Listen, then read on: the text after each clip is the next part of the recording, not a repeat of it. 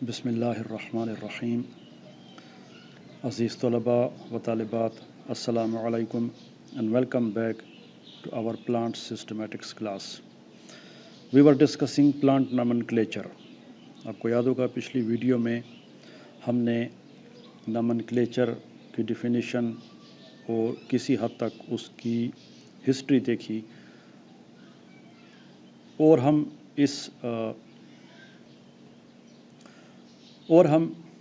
اس slide پہ تھے کہ یہ کوڈ جو ہے اس کے 3 بڑے بڑے حصے ہیں جن کو ہم ڈویژنز کہتے ہیں. تو پہلی ڈویژن اس کی پرنسپلز کی ہے, دوسری ڈویژن اس کی رولز اینڈ ریکمنڈیشنز کی ہے, اور تیسری ڈویژن جو ہے اس میں پروویژن ہے for the governance of the code, کہ یہ کوڈ کیسے بنایا جائے گا اور اس کے دوسرے قوانین.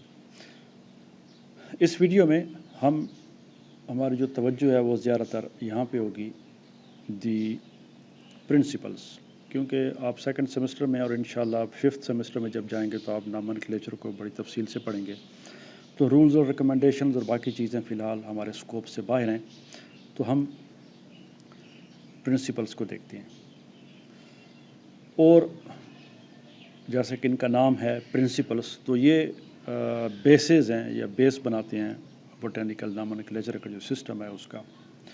پہلا پرنسپل ہمیں یہ بتاتا ہے, پرنسپل نمبر 1, کہ الجی, فنجائی اور پودوں کا جو نامنکلیچر ہے یہ انڈیپینڈنٹ ہے, اس کا کوئی تعلق نہیں ہے کسی چیز کے ساتھ, زوالوجی کے نامنکلیچر کے ساتھ اور بیکٹیریا کے نامنکلیچر کے ساتھ. تو اس کا مطلب یہ ہوا کہ زوالوجی کے جو لوگ ہیں یا اس کے جو ماہرین ہیں, ٹیکسانومسٹ ہیں وغیرہ, ان کا اپنا نامنکلیچر ہے, بیکٹیریا والوں کا اپنا نامنکلیچر ہے. یہ جو ICN ہے یا انٹرنیشنل کوڈ آف نامنکلیچر ہے, جو پہلے ICBN تھا, اس کا تعلق صرف اور صرف ان 3 گروپ سے ہے, الجی, فنجائی اور پلانٹس کے ساتھ. دوسری بات اس میں یہ ہے کہ یہ کوڈ ان تمام ٹیکسانومک گروپس کے نیم کے ساتھ اس کا تعلق ہے, ان پہ اپلائی ہوتا ہے, جن کو ہم الجی, فنجائی اور پلانٹس کہتے ہیں. اب چاہے پہلے یہ گروپ ایسے نہ ہوں, ان کو کسی اور طریقے سے ٹریٹ کیا جاتا ہو, کسی کو الجی نہ کہا جاتا ہو یا الجی کہا جاتا ہو اس طرح فنجائی میں یا پودوں میں, لیکن یہ کوڈ ان سب پہ برابر اپلائی ہوتا ہے. تو پہلا پرنسپل ہمیں یہ بتاتا ہے کہ ہمارے ICN کا زوالوجی کے یا بیکٹیریا کے نامنکلیچر, زوالوجیکل اور بیکٹیریولوجیکل نامنکلیچر کے ساتھ کوئی تعلق نہیں ہے, یہ اس سے انڈیپینڈنٹ ہے. اور یہ ان تمام ٹیکسانومک گروپس کے ناموں پہ اس کا اطلاق ہوتا ہے, اپلائی ہوتا ہے, جن کو ہم الجی, فنجائی اور پلانٹس کہتے ہیں, چاہے پہلے ان گروپس کو جو بھی نام دیا جاتا رہا ہو, لیکن اب یہ ان کے اوپر اپلائی ہوتا ہے. This was principle number 1. Principle number 2 جو ہے وہ یہ کہتا ہے کہ جب ہم نام رکھتے ہیں ٹیکسانومک گروپس کا, تو وہ کسی نامنکلیچرل ٹائپ کے اوپر آتے ہیں. تو ٹائپ باٹنی میں, نامنکلیچر میں یہ بڑی اہم ٹرم ہے جو کہ فی الحال ہمارے اسکوپ سے باہر ہے. اس کو انشاءاللہ 5th سیمسٹر میں بڑی ڈیٹیل سے پڑھیں گے.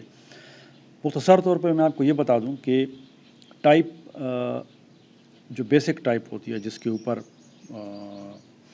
اسپیشی کا نام, جینس کا نام رکھا جاتا ہے یا فیملی کا نام رکھا جاتا ہے, جیسے روزا, یہ جینس ہے روز کا, اور اس کی فیملی جو ہے وہ کیا ہے, روزیسی.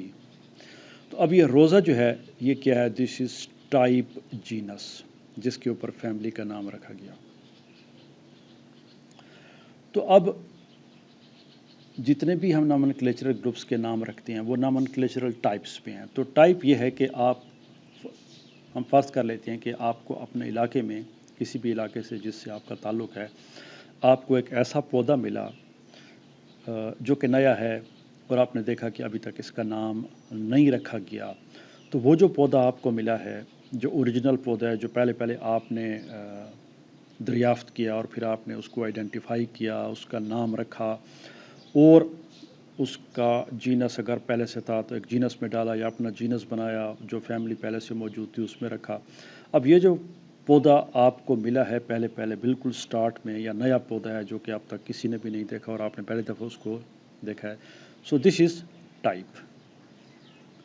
یہ ٹائپ کہلائے گا اور اسی پہ ہی اس کی ساری کلاسیفیکیشن بیس کرے گی. یہ جو اوریجنل پودا آپ نے لیا ہے، تو پھر اس ٹائپ کی پھر بہت ساری قسمیں ہیں جو کہ انشاءاللہ آپ 5th سیمسٹر میں پڑھیں گے. تو ٹائپ وہ اوریجنل ٹائپ کیا ہوتا ہے؟ وہ اوریجنل اسپیسیمن جو کہ پہلی ٹائپ ہوتی ہے. اس کی پھر بہت ساری قسمیں، ہم اس کی بات نہیں کر رہے، ہم صرف ایک ٹائپ کی بات کر رہے ہیں. اوریجنل اسپیسیمن ہوتا ہے آن وچ اس کو میں بہت مختصر کر رہا ہوں، ظاہر ٹائپس کا ایک بہت لمبا چوڑا اور بڑا مشکل قسم کا ٹاپک ہے جو انشاءاللہ 5th سیمسٹر میں پڑھیں گے. تو اوریجنل اسپیسیمن جس کے اوپر اس کی آئیڈینٹیفیکیشن اور فار ایگزامپل ڈسکرپشن بیس کرتی ہے. تو اب وہ جو پودا ہوگا وہ ٹائپ ہے. تو یہی وہ یہاں پہ کہہ رہے ہیں کہ اس کو ہم نامنکلیچرل ٹائپ کہتے ہیں. تو جب بھی ہم نام دیتے ہیں کس کو، ٹیکسانومک گروپس کو، تو وہ کسی نہ کسی ٹائپ کے اوپر بیس کرتا ہے. ایک پودا ہوتا ہے اوریجنل اسپیسیمن جو کہ اس سائنٹسٹ نے پہلے ڈھونڈا تھا یا اس کو دریافت کیا تھا یا ملا تھا، تو اس کے اوپر یہ ساری چیزیں آتی ہیں. پرنسپل نمبر 3، جب بھی آپ کسی ٹیکسانومک گروپ کو نام دیتے ہیں، اس کا نامنکلیچر آپ بناتے ہیں، تو یہ نامنکلیچر جو ہے یہ کس کا نام ایکسیپٹ ہوگا؟ تو یہ ڈیپینڈ کرتا ہے پرائیورٹی آف پبلیکیشن. اس پرنسپل کا مطلب یہ ہے کہ اب ایک پودا جو ہے وہ عام طور پہ ظاہر ہے کہ کسی مخصوص ایریا میں نہیں ہوتا. بہت کم پودے ایسے ہوں گے جو کہ کسی ایک چھوٹی سی جگہ پہ پائے جاتے ہیں اور باقی کہیں پہ نہیں، ورنہ پودے دنیا کے مختلف خطوں میں پائے جاتے ہیں. اب ایک پودا آپ کو یہاں پہ ملا ہے، فار ایگزامپل ڈیرہ اسماعیل خان میں، بنو میں، پشاور میں، لاہور میں ہمیں ملا ہے. وہی پودا ایک دوسرے سائنٹسٹ کو امریکہ میں ملا ہے، ایک تیسرے کو فار ایگزامپل انگلینڈ میں ملا ہے، اور آپ نے بھی اس کا نام رکھا، امریکہ والے نے بھی اس کا نام رکھا اور انگلینڈ والے نے بھی اس کا نام رکھا. پودا ایک ہے، سب کو انڈیپینڈنٹلی ملا ہے. اب کس کا نام ایکسیپٹ ہوگا؟ جو آپ کو پاکستان میں ملا ہے وہ نام ایکسیپٹ ہوگا، امریکہ والا کا ایکسیپٹ ہوگا یا انگلینڈ والا کا؟ تو یہ ہے پرائیورٹی آف پبلیکیشن. کس نے پہلے اس پودے کا نام پبلش کیا، یعنی کس نے پہلے دنیا کو بتایا کہ بھائی یہ پودا مجھے ملا ہے اور میں نے اس کا یہ نام رکھا ہے اور یہ اس کی ڈسکرپشن ہے، آئیڈینٹیفیکیشن ہے، وہ ساری ڈیٹیل. تو اگر آپ نے پہلے یہ کام کیا ہے تو آپ کا نام ایکسیپٹ ہو جائے گا. باقی لوگ جو ہیں وہ سینونیمز میں آ جائیں گے. یہ انشاءاللہ آپ 5th سیمسٹر میں اس کو بڑی ڈیٹیل سے پڑھیں گے. اگر امریکہ والے نے پہلے پبلش کیا ہے تو پھر آپ کا نام سینونیم میں آ جائے گا، اس کا نام ایکسیپٹڈ نیم. تو نامنکلیچر جو ہوتا ہے یہ کس پہ ہے؟ پرائیورٹی ترجیحات پہ، کہ جو پہلے پبلش ہوتا ہے وہ پہلے آئے گا، جو بعد میں پبلش ہوتا ہے وہ ایکسیپٹ نہیں ہوگا. اب ہر ایک ٹیکسانومک گروپ جس کی اپنی ایک سرکمسکرپشن ہے، سرکمسکرپشن ہم اس کی حدود بندی کو کہتے ہیں، اس کی کہ اس کی لمٹ کیا ہے. آگے جو میں نے لکھا ہے یہ اس کی ڈیفینیشن میں نہیں ہے، یہ خود میں نے اس کے میننگ آگے لکھے ہیں، سرکمسکرپشن کے میننگ. تو کوئی بھی ٹیکسانومک گروپ جس کی اپنی ایک لمٹ ہے، جیسے جینس ہے تو جینس فیملی میں آ سکتا ہے، جینس کو آپ آرڈر میں نہیں جا سکتے، نہیں لے جا سکتے، یا فیملی آرڈر میں ہوتی ہے اور جینس سے بڑی ہے. تو فیملی کے اپنے حدود ہیں، جینس کے اپنے حدود ہیں. تو کوئی بھی ٹیکسانومک گروپ جس کی اپنی حدود ہیں اور اس کی پوزیشن کیا ہے، جینس ہے، جینس کے بعد فیملی آئے گی، فیملی کے بعد آرڈر آئے گا، آرڈر کے بعد کلاس آئے گی، یا نیچے آئیں تو کلاس سے نیچے جو ہے وہ آرڈر آئے گا اس سے نیچے. تو اس کی اپنی ایک پوزیشن ہے اور اس کا وہ جو یہ اس کا رینک ہے. تو یہ پرنسپل کہتا ہے کہ کوئی بھی ٹیکسانومک گروپ، اگر ہم باقی یہ تمام لفظ نکال دیں اور اس کو بہت مختصر کر دیں تو یہ ڈیفینیشن ہو جائے کہ each taxonomic group can bear only one correct name. تو کوئی بھی جینس ہے تو اس کا ایک کریکٹ نام رکھا جا سکتا ہے ICN کے مطابق. فیملی ہے، اسپیشی ہے، آرڈر ہے، کلاس ہے. تو یہ نہیں ہو سکتا کہ اس کے نام ایک سے زیادہ ہوں. اور وہ کون سا نام ہوگا؟ جو کہ سب سے پہلے رکھا جائے گا. اور کیا ہوگا؟ دوسری شرط اس میں کیا ہے کہ وہ رولز کے مطابق ہو، سوائے چند کیسز کے جو کہ ICN کے رولز پہ پورا نہیں اترتے. تو اس کی کچھ وجوہات ہیں جو انشاءاللہ آپ اگلے سیمسٹرز میں پڑھیں گے. تو چوتھا یہ جو پرنسپل ہے وہ یہ کہتا ہے کہ کوئی بھی ٹیکسونامک گروپ جو کسی بھی پوزیشن کا ہو، رینک کا ہو، جہاں پہ بھی ہے، جینس، فیملی، آرڈر، اسپیشی وغیرہ وغیرہ، اس کا صرف ایک ہی صحیح نام ہوگا، ایک سے زیادہ صحیح نام نہیں ہو سکتے، جو ایکسیپٹڈ نیم ہوگا. اور وہ جو نیم کون سا ہوگا؟ جو سب سے پہلے چھپا ہوگا، جیسے میں نے پچھلے پرنسپل کے مطابق آپ کو مثال دے دی، پرائیورٹی آف پبلیکیشن. اور وہ نام کیا ہونا چاہیے؟ رولز کے مطابق ہونا چاہیے. تو یہ چوتھا پرنسپل ہے. یہ آپ کو بتاتا ہے کہ کسی بھی گروپ کا، کسی بھی جینس کا، آرڈر، فیملی کا نام صرف اور صرف ایک ہو سکتا ہے، اور وہ وہی نیم ہوگا جو پہلے پبلش ہوگا اور رولز کے مطابق ہوگا.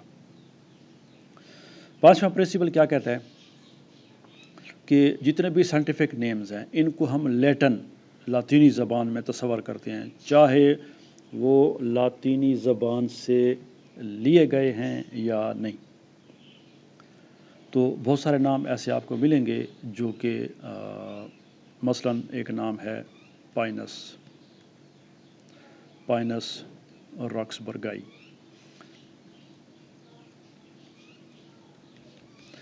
اب یہ راکسبرگ ایک سائنٹسٹ کا نام تھا، اسی پہ راکسبرگائی ہو گیا یا راکسبرجائی، آپ اس کو پڑھیں. تو اب کیا بن گیا؟ اٹ ہیز بیکم لیٹن. اس کو ہم نے لیٹن بنا دیا، چاہے وہ لیٹن تھا یا نہیں تھا، تو اس کو لیٹن تصور کیا جائے گا، پائنس راکسبرگائی. تو یہ لیٹن بن گیا. تو کوئی بھی سائنٹیفک نیم ہو اس کو لیٹن ہی تصور کیا جائے گا، چاہے وہ لیٹن ہو یا نہ ہو. اور آخری پرنسپل ہمیں یہ کہتا ہے کہ رولز آف نامنکلیچر جب بھی آئیں گے وہ ریٹرو ایکٹیو ہوتے ہیں. ریٹرو ایکٹیو میں نے نیچے اس کے میننگ دیے ہوئے ہیں. ایسا قانون جس کا جو لاگو ہونا ہے وہ اس تاریخ سے نہیں ہوگا جس تاریخ کو وہ قانون پاس ہوا ہے، بلکہ پچھلی کسی ڈیٹ سے وہ لاگو. چونکہ نامنکلیچر بہت پہلے سے آ رہا ہے، تو عام طور پہ جب کوئی قانون بنائے جاتے ہیں تو وہ یہ نہیں ہوتا کہ یہ آج سے ہوگا، وہ پیچھے سے اپلائی ہوتا ہے. تو اس کو ہم taking effect from a date in the past, اس کو ہم ریٹرو ایکٹیو کہتے ہیں. تو جتنے بھی رولز آف نامنکلیچر ہیں وہ ریٹرو ایکٹیو ہوتے ہیں، سوائے ان قانونس کے جن کے بارے میں ہم بتائیں کہ نہیں یہ قانون آج سے یا اتنے دنوں کے بعد یا اس طریقے سے اپلائی ہوگا یا یہ لاگو ہوگا.